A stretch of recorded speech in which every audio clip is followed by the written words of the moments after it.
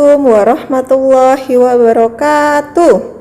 Hai anak-anak, apa kabar kalian hari ini? Semoga kalian semua dalam keadaan sehat walafiat ya. Berjumpa lagi dengan Ibu. Hari ini Ibu akan memberikan pelajaran PPKN untuk tema 5, subtema 2. Oke, sebelum kita mulai, marilah kita membaca basmalah bersama-sama. Bismillahirrohmanirrohim. Oke, kalian sudah disiapkan semua buku tema 5-nya? Jangan sampai ketinggalan ya. Siapkan dulu yang belum. Buku tema 5, kemudian buku tulisnya. Jangan lupa alat tulis juga disiapkan. Oke. Nah, kalau sudah semua lengkap, mari kita mulai untuk pelajaran hari ini. Siap? Oke, untuk yang pertama masih sama, kita belajar tentang Pancasila. Mengidentifikasi hubungan antara simbol-simbol dan sila-sila Pancasila dalam lambang negara Garuda Pancasila. Nah, coba kalian lihat di sebelah sisi kiri layar. Di sini ada gambar apa? Ya, betul, ada gambar pohon beringin. Kalian tahu semua kan? Di semester 1 kita sudah pernah membahasnya loh. Oke, nah coba. Yang pertama, lambang sila ketiga Pancasila adalah pohon beringin. Masih ingat kan semuanya? Lambang sila ketiga Pancasila itu pohon beringin. Bunyinya masih ingat semua? Ya, Persatuan Indonesia. Betul? Oke, kalau kalian semua masih ingat. Nah, kemudian apa sih sikap-sikap yang mencerminkan tentang sila ketiga Pancasila? Ada yang masih ingat? Nah, sekarang coba kalian dengarkan. Gotong royong mencerminkan sila ketiga Pancasila. Apa sih manfaatnya gotong royong? Ada yang tahu? Manfaat gotong royong adalah membuat pekerjaan jadi lebih ringan, membuat pekerjaan menjadi cepat selesai. Dengan gotong royong, persatuan dapat terjalin. Oke, paham semuanya? Jadi, sikap yang mencerminkan sila ketiga Pancasila, contohnya yaitu gotong royong. Apa sih manfaatnya gotong royong? Ya, selain membuat pekerjaan menjadi cepat selesai, pekerjaan pun akan menjadi ringan karena dikerjakan secara bersama-sama.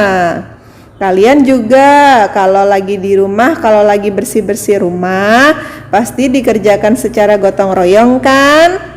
Iya, supaya pekerjaannya cepat selesai. Begitu anak-anak.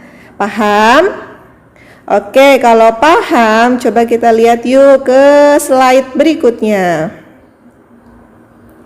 Nah, kita belajar masih sama tentang Pancasila. Sekarang kita belajar sila keberapa?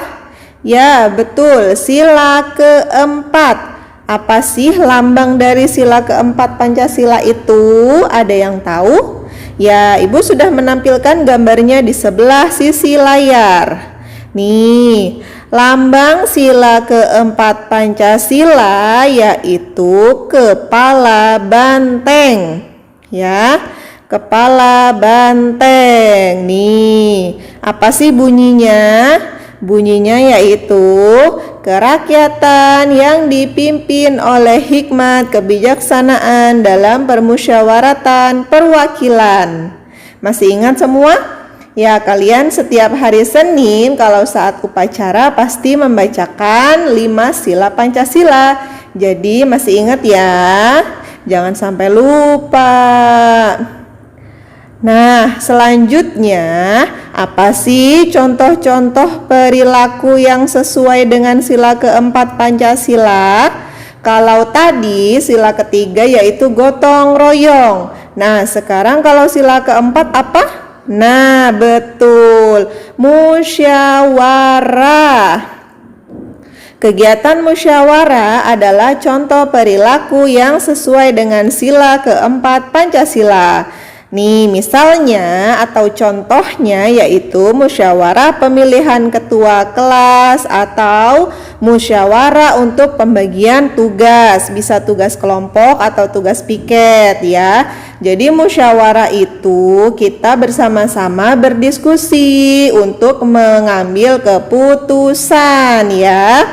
Kalau kalian masih ingat saat kelas 1 dulu ada pemilihan ketua kelas, atau saat kalian TK ada pemilihan ketua kelas.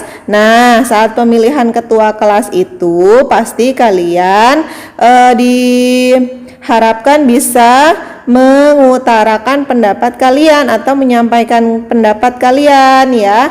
Jadi misalnya Bambang memilih Adit untuk menjadi ketua kelas, kemudian Veronica juga memilih Adit untuk menjadi ketua kelas. Nah, kan sudah ada 2 suara tuh.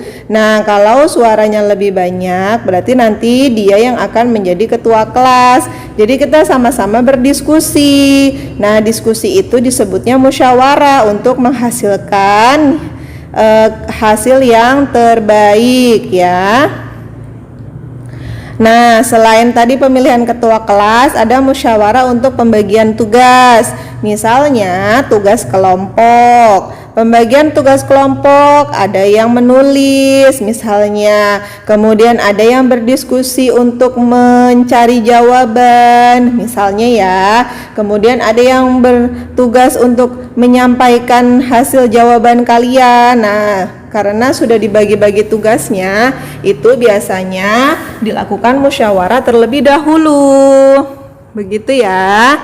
Mudah-mudahan kalian bisa paham ya. Nah, setelah kalian melaksanakan musyawarah, kalian harus bisa menerima dan menjalankan hasil musyawarah tersebut.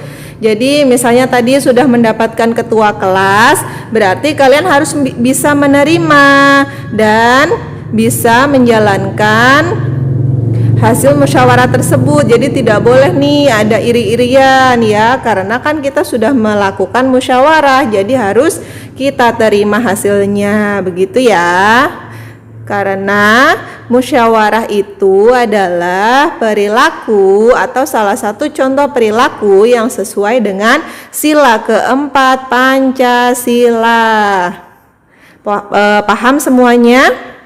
Oke, Ibu harap kalian paham dan dapat mengerti ya.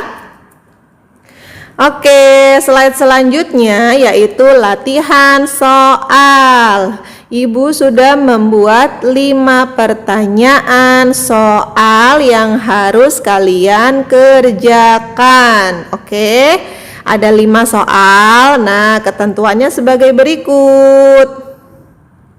Nih, nanti kalian tulis pertanyaan dan jawaban kalian di buku tulis ya.